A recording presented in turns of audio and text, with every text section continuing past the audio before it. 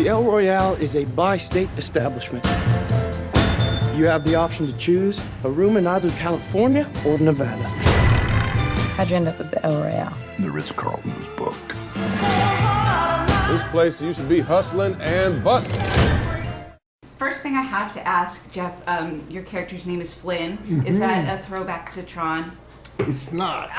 The director, Drew Goddard was asking me, do you think we should change that? I said, oh, it doesn't matter to me, whatever you say, boss. And he said, I like it. He liked it. It's fine with me. Okay, I had to ask. So it's so hard to talk about this film without giving all the good stuff away. Yeah. But how do you guys describe it to people who haven't seen it? I always say that it is an experience that with 7 individuals who come together for some reason in this hotel, and you get to go on this crazy ride with them as they try to figure a couple things out. It is a surprise-filled journey. Yeah, and you're so right. It's very tough to get people. This is kind of the Barker of the carousel. Come see our movie, Yeah. But it's tough talking about it because you don't want them to know anything about it. So I would have to say to lure people in is that there's so many elements to making a movie, and in this particular one, they're all cooking. You got the script, you got the cinematography, you got the direction, actors, all kind of comes together. The costuming, the set design, and just comes together and brings out a wonderful culmination of all those aspects. It's a rom-com. I'm like, it is. First of all, Captain America's in it. And I think the Hulk.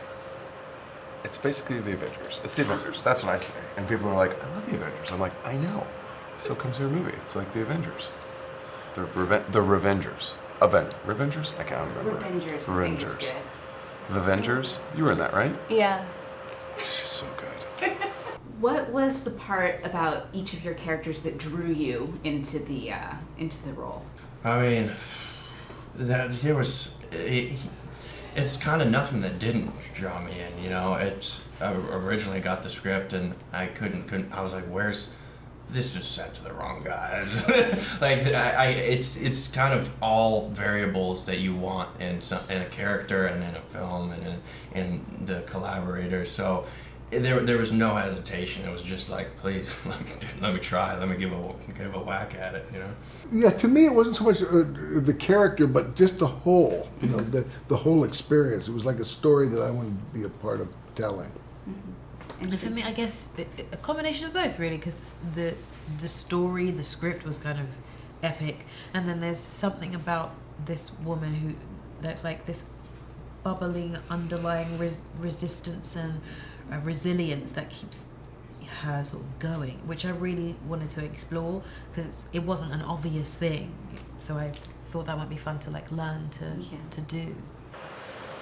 I was really interested to play a really angry woman who doesn't allow anyone to get in the way of her mission, which ultimately is full of love and she only wants to take care of her sister, who she loves more than anything, but she won't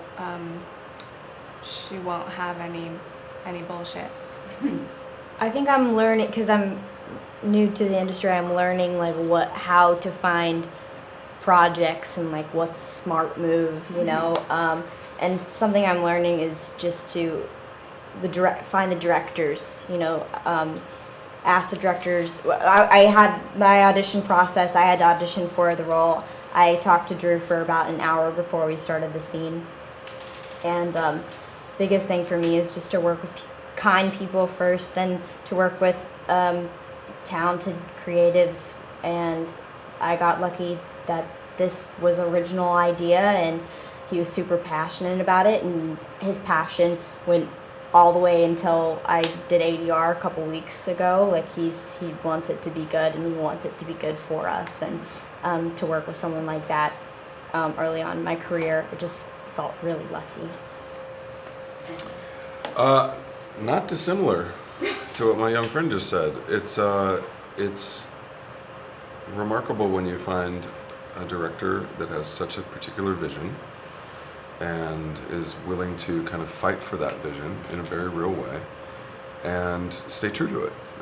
Because they're obviously at this level of movie making, studio level of movie making, there's so many people that are weighing in on the decision process, and when you have such a firm hand on the wheel, and you get to work with such talented people, it's like, well, it's a no-brainer. Like, let's go do that one.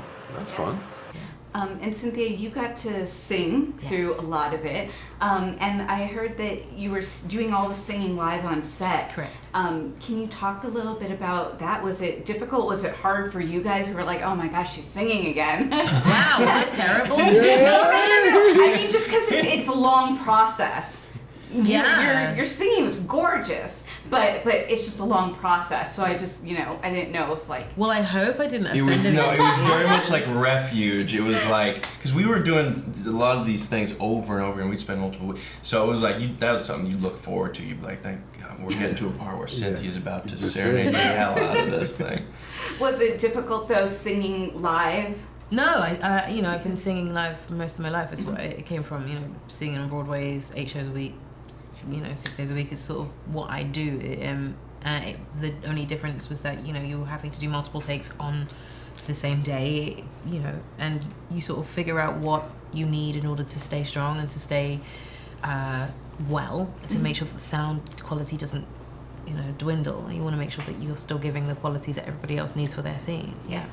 It was such a great, there was so much chemistry between all the characters. Did you guys work on that beforehand, hang out, or was it just natural?